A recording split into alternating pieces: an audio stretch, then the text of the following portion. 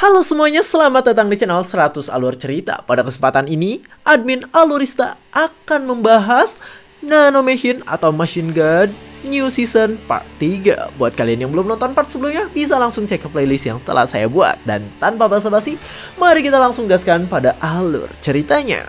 Cerita dimulai dengan Blade dan juga rekan-rekannya yang berjalan masuk, dan mereka akan mengikuti pertemuan dari perjanjian non-agresi. Blade datang bersama 3 orang lainnya, dan mereka bertiga diperkirakan memiliki kemampuan yang setara dengan ketua aliansi Moriab. Wong bahkan terlihat berkeringat dingin. Ia berpikir bahwa mereka bertiga memang lebih kuat, dan bahkan telah mencapai tingkat Enlightenment Grandmaster. Ketua aliansi Murim pun terlihat ketakutan, karena sekarang ia melihat seseorang yang sepertinya dianggap sebagai salah satu orang terkuat di Jianghu. Orang itu adalah Blade yang menggunakan penutup mata, dan orang yang disebut Blade ini memiliki aura yang sangat luar biasa. Namgung berkata bahwa kekuatan mereka sangatlah luar biasa. 12 orang di pasukan Blade Guard berada di tingkat True Grandmaster, lalu sisanya berada pada tingkat Ascendant yang cukup kuat juga.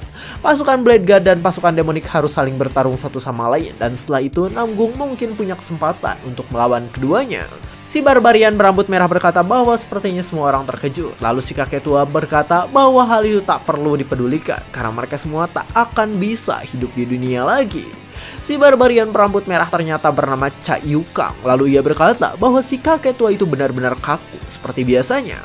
Kakek tua itu bernama Dokyung. Lalu sambil menghela nafasnya, di sana ia berkata bahwa Yukang benar-benar bocah kurang ajar. Mereka pun saling berkata bahwa ketika sinyal dinyalakan, maka tak akan ada satupun yang bisa keluar dari sana hidup-hidup, dan mereka juga akan menggunakan 7 Star Extreme Formation untuk berperang. Bahkan Dokyung juga berkata jika mereka mungkin tidak perlu menggunakan Raging Thunder Strike Bomb untuk peperangan saat ini. Dijelaskan bahwa Raging Thunder Strike Bomb adalah sebuah peledak yang lebih kuat dari bom biasa, dan senjata itu dibuat 100 tahun lalu oleh ahli bahan peledak. Ternyata orang yang disebut Blade adalah ketua klan martial khusus Blade, dan dia bernama Liwok. Lalu dirinya pun mengatakan bahwa mereka harus berjaga-jaga dengan bom tersebut untuk menghabisi semuanya. Dokyung pun setuju dengan hal tersebut. Ia berpikir bahwa Liwok terlihat semakin dingin, dan hal itu mungkin bisa terjadi karena ia telah kehilangan saudaranya. Sambil memperhatikan Liwok, di sana Dokyung berpikir bahwa Liwok ini sangatlah kuat, jadi sepertinya seluruh target akan bisa diselesaikan oleh dirinya. Gendang pun dipukul kembali, lalu Lord dari kultus demonik disuruh untuk masuk. Terlihat pasukan demonik muncul dari sebuah gerbang, dan mereka akan masuk ke tempat tersebut. Para ketua dari masing-masing faksi menatap serius, karena mereka tahu jika sekarang yang ditunggu-tunggu telah tiba. Liwok berkata bahwa begitu Lord Kultus Demonik melangkah ke pusat benteng, maka rencana mereka akan segera dimulai. Liwok mengatakan bahwa ia tak peduli dengan upacara perjanjian, karena nanti semuanya akan dihabisi dengan satu serangan. Pasukan Demonik sendiri malah terlihat berjalan tegas, dan sambil dipimpin oleh Wang Chong, mereka membawa sesuatu. Mojam bingung, dan di sana ia bertanya tentang apa yang sebenarnya sekarang sedang dibawa oleh pasukan Demonik. Pasukan Demonik membawa peti, sehingga orang-orang bertanya tentang apakah itu adalah peti mati. Peti itu pun dijatuhkan pada tempat tersebut. Wang Chu langsung tersenyum, dan ia melirik ke arah pasukan Blade Guard yang sekarang berada di hadapan dirinya. Liwok terlihat bingung, sedangkan Yukang menggertakkan giginya karena kesal dengan keadaan yang terjadi saat ini. Wang Chul pun membuka petinya, dan ternyata peti itu berisi bom yang sebelumnya akan digunakan untuk meledakkan tempat tersebut oleh pasukan Blade Guard. Pasukan Blade Guard yang melihat hal itu kaget, karena mereka tak menyangka jika bom yang mereka siapkan telah diketahui. Aliansi Murim sendiri terlihat bingung. Di sana mereka bertanya tentang apa itu sebenarnya, dan mungkin itu adalah sebuah bola besi. Yukang dan Dokyung sendiri bingung. Di sana mereka bertanya tentang bagaimana bisa mereka membawa bom tersebut ke tempat itu. Wang Chul pun langsung berjalan ke arah lain. Terlihat ia mengepalkan tangannya sambil berkata bahwa ia meminta maaf atas keterlambatannya, karena tadi ada banyak bom yang harus ia bongkar hingga selesai. Ketua dari kultus demonik telah berada di atas, dan kemungkinan saat ini Yuwon menggunakan topeng untuk mengganti identitas miliknya. Liwok yang melihat hal itu jelas kesal, bahkan matanya yang tertutup pun tetap menunjukkan rasa bingung dan kesalnya tersebut. Mojam juga kaget, ia menganga karena tidak percaya dengan apa yang dilihatnya pada saat ini. Ketua aliansi Merim juga tak percaya. Ia berkata bahwa pria itu terlihat biasa saja. Jadi ia berpikir bahwa hal itu mungkin dilakukan untuk mengejek pasukannya. Namun ketua kultus demonik pun langsung bertanya pada Qasim Kekaisaran. Dan ia bertanya tentang apakah Qasim itu sudah memastikan semuanya. Qasim itu pun mengatakan bahwa ada begitu banyak bom di bawah benteng. Pasukan Kekaisaran yang mendengar hal itu kaget bukan main, karena mereka tidak mengerti tentang bagaimana bisa ada banyak bom di tempat seperti itu. Bola besi yang tadi dilempar ternyata adalah bom dan jumlahnya lebih dari 500. Karena adanya hal itu, pasukan Kekaisaran pun berkata bahwa sekarang semuanya harus segera dilaporkan pada sang kaisar. Orang yang menjadi ketua kultus demonik mengangkat tangannya dan ia bersiap untuk melakukan sesuatu. Terlihat ia langsung menggunakan telekinesis dan mengambil beberapa bom yang sudah kosong tersebut. Lee Wok terkejut ketika melihat hal itu. Ia berkata bahwa kakek tua itu sepertinya memang ketua kultus demonik karena ia bisa menggunakan kekuatan telekinesis dengan mudah. Sang kakek tua yang menjadi ketua kultus demonik mengambil dua bola tersebut dan hal itu membuat Lee Wok bingung dengan alasan sang ketua kultus demonik menahan aura kekuatannya. Orang yang menjadi ketua kultus demonik pun langsung memegang kedua bomnya dan ia seperti bersiap untuk melakukan sesuatu. Namgung menggertakkan giginya. Ia bertanya tentang apakah keadaan sekarang adalah rencana dari Yuwon. Dengan wajah kesalnya di sana ia berkata bahwa tentang apakah benar kakek tua itu adalah Lord Kultus Demonik karena ia tak bisa merasakan kekuatan hebat dengan ki-nya. Lord Kultus Demonik sendiri memberikan kedua bola itu ke arah pasukan Kekaisaran. Ia berkata bahwa penjaga pasukan Kekaisaran harus menyampaikan pesan tersebut pada sang kaisar. Orang itu langsung mengepalkan tangannya. Ia berkata bahwa tanpa peringatan dari Lord Kultus Demonik mungkin semuanya akan menjadi bencana. Jadi sekarang ia akan melaporkan hal tersebut pada kaisar. Ia pun langsung pergi bersama dengan seorang Qasim, dan ia bergegas pergi untuk melaporkan hal yang dilakukan oleh pasukan Blade Guard. Yu Kang menatap kesal pada Lee Wok. Ia berkata bahwa semuanya sudah salah sejak awal, jadi sekarang ia akan bersiap untuk melakukan sesuatu. Terlihat Yu Kang bergerak cepat, dan ia langsung pergi untuk menghentikan dua orang yang akan melapor pada sang kaisar. Lee Wok sendiri berteriak, dan ia berkata agar sekarang pasukannya menutup gerbang yang ada di sana. Bawahannya langsung meniup trompet dan ia melakukan hal itu untuk menyuruh pasukan lain agar segera bergerak menuruti perintahnya. Beberapa pasukan Blade Guard pun mulai bergerak dan mereka masuk ke atas dinding benteng pertahanan. Pasukan Blade Guard itu bergerak cepat dan ia langsung menghabisi orang yang menjaga dinding benteng di sana. Ia pun menghancurkan tali yang menahan gerbangnya. Gerbang yang ada di sana langsung tertutup karena tadi penahannya telah dihancurkan oleh Blade Guard. Faksi ortodoks dan faksi unortodoks kaget. Di sana mereka kaget karena tak menyangka jika gerbang juga sudah dikuasai oleh pasukan Blade Guard. Yu Kang sendiri masih bergerak cepat dan ia terus mengejar kedua orang yang akan melaporkan tentang bom pada kaisar. Namun pasukan kekaisaran tetap bergerak. Ia berkata untuk tak melihat ke belakang dan fokus untuk melarikan diri saja. Beberapa orang yang melihat hal itu pun berkata bahwa sepertinya pasukan kekaisaran akan terkejar oleh Yu Kang yang sangat cepat. Yu Kang sendiri tertawa dengan mengerikan dan ia berkata bahwa mereka adalah orang-orang lemah yang menyedihkan. Yu Kang bersiap dengan senjatanya untuk menyerang dan ia berkata bahwa mereka tak akan bisa lari dari dirinya. Orang dari pasukan kekaisaran itu menatap dengan kesal. Ia berkata bahwa Yu Kang sangat cepat sehingga serangannya sekarang akan sulit untuk dihindari. Yu Kang yang tertawa gila pun masih menatap tajam dan ia mengatakan bahwa sekarang mereka akan segera pergi ke alam baka. Sebuah ledakan kuat pun terjadi karena serangan yang tadi dilancarkan oleh Yu Kang. Namun Yu Kang kaget karena ternyata saat ini ada sebuah senjata lain yang berhasil menahan serangan miliknya. Ternyata senjata itu milik Great Guardian. Di sana ia menatap Yu Kang sambil menahan serangan yang tadi dilancarkan oleh dirinya. Kekuatan mereka saling beradu satu sama lain dan pertarungan mereka sepertinya akan berlanjut secara intens. Yu Kang kesal. Ia berkata bahwa kultus demonik benar-benar berdebah. Jadi sekarang ia akan menghancurkan mereka semua.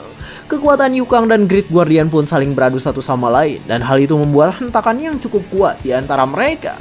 Great Guardian mencoba menyerang menggunakan kecepatan yang dirinya miliki, namun ternyata Yu Kang bisa menghindari semua itu. Yu Kang pun bersiap meloncat. Terlihat ia melayang di udara, lalu dengan loncatannya itu ia pun melakukan serangan pada Great Guardian dari kultus demonik. Great Guardian menatap tajam. Ia berpikir bahwa Yu Kang sangat hebat karena bisa menggunakan pedang dalam posisi seperti itu. Yu Kang pun mundur ke belakang. Di sana ia merasa sedikit kesal karena ternyata tadi Great Guardian bisa menghindari serangan miliknya. Yukang berkata bahwa Great Guardian memang layak menyandang gelar dari namanya, dan ia juga berpikir bahwa dirinya butuh puluhan teknik untuk bisa menghabisi sang Great Guardian dari Lord Cultus Demonic.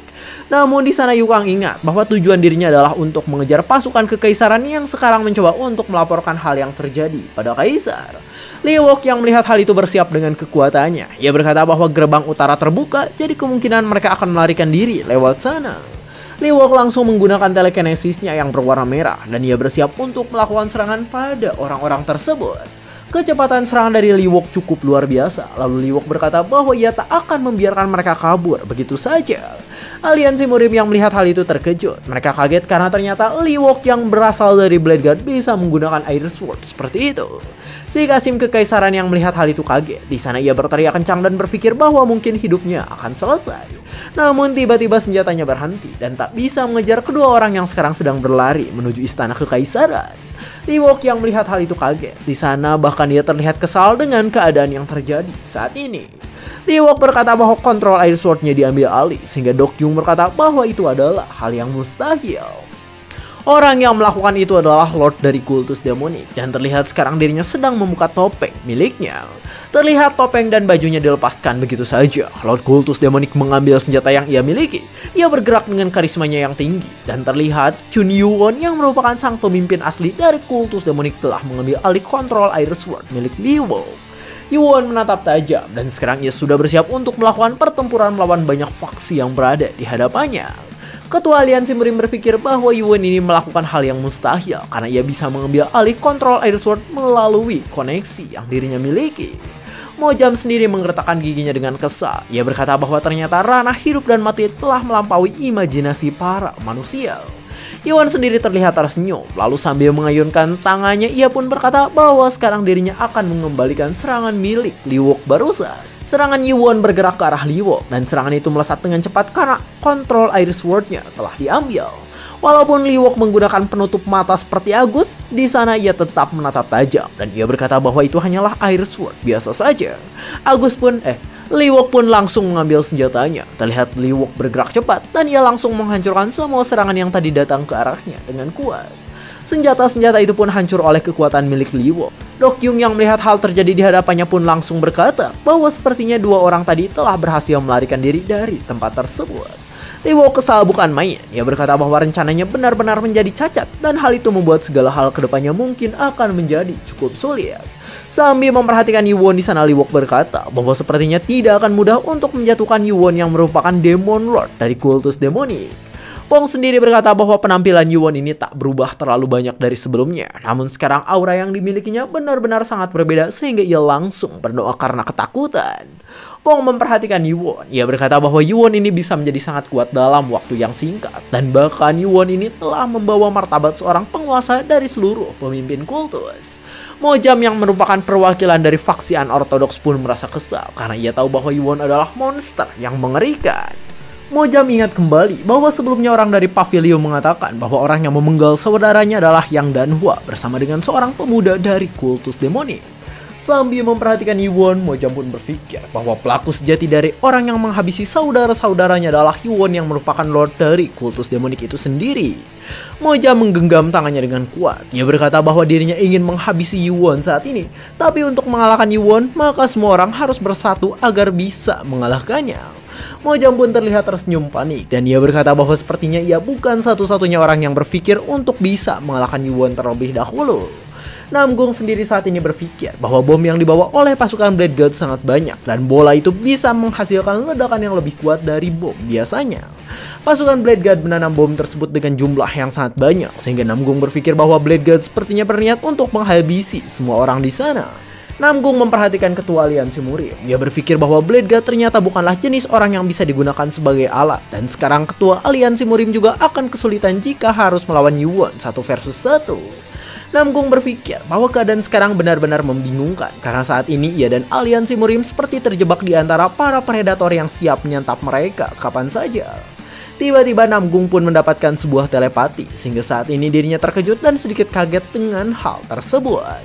Ternyata yang memanggilnya adalah Liwok. Di sana Liwok menggunakan telepati, dan ia berkata bahwa Namgung ini adalah ketua dari Blue Sky Brotherhood yang menjadi mata-mata atau duri dalam aliansi Murim. Namgung kaget ketika mendengar hal tersebut. Dia berkata bahwa identitas itu hanya diketahui oleh sebagian orang saja. For your information, teman-teman, admin minta maaf karena kemarin salah. Harusnya Namgung ini adalah Blue Sky Brotherhood dan si Namgung tidak tergabung dengan pasukan Blade God sebagai mata-mata.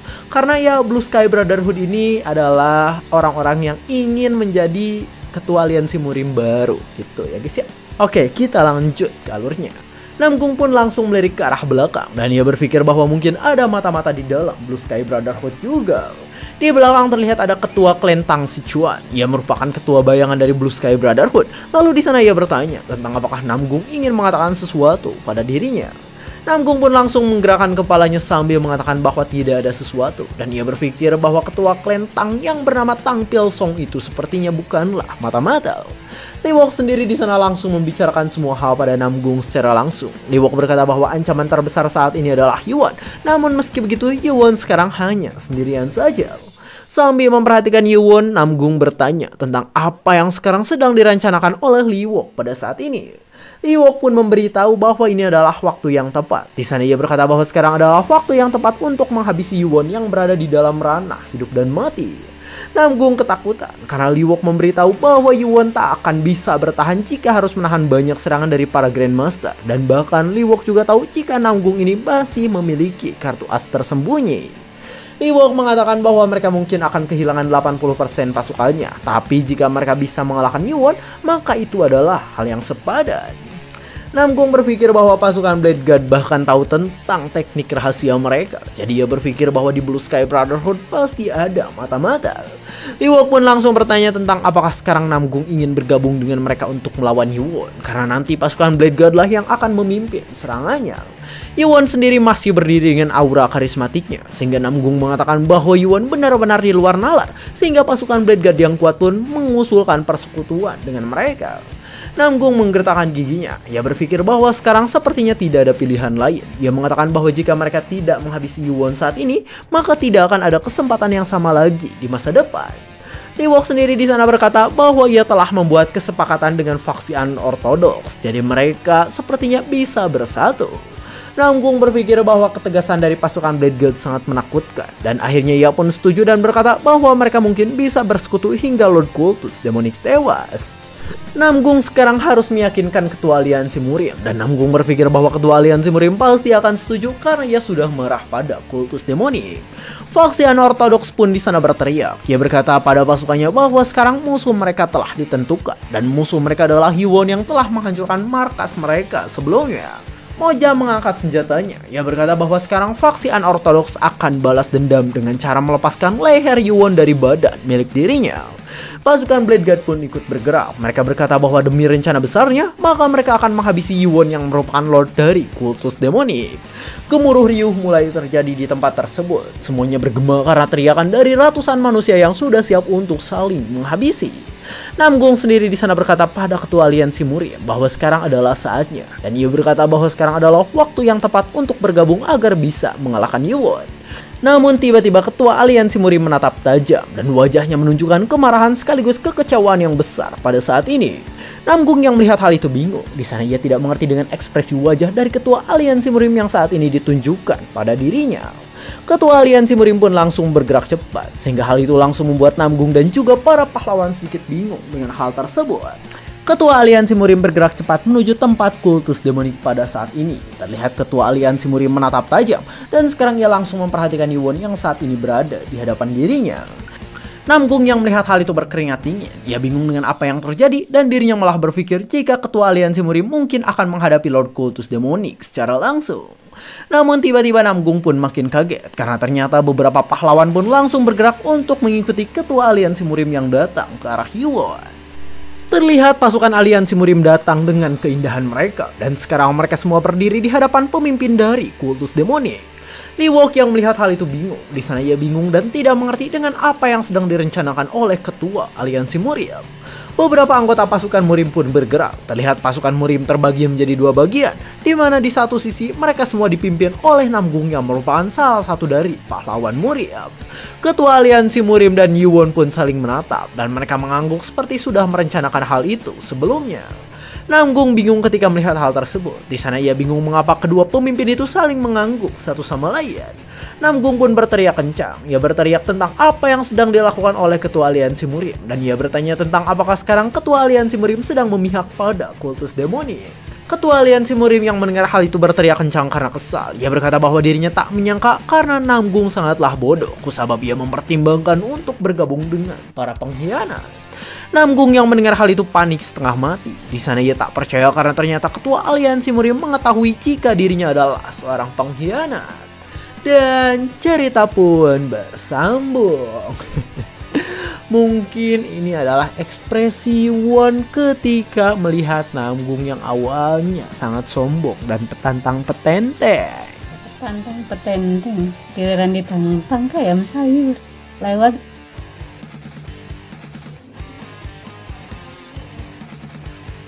di belakang bacotnya luar biasa. Gue gembok. Namgung ini awalnya petantang petenteng dan meremehkan Yuwon, seakan rencananya sudah sangat sempurna. Tapi ketika sudah terkena rencana Yuwon dari kultus demonik, si Namgung malah jadi ayam sayur ya guys ya. Ini mah tinggal nunggu digibeg sama Yuwon aja. Mungkin segitu saja, saya Alurista. Terima kasih telah menonton sampai akhir dan sampai jumpa di kesempatan berikutnya. Bye bye.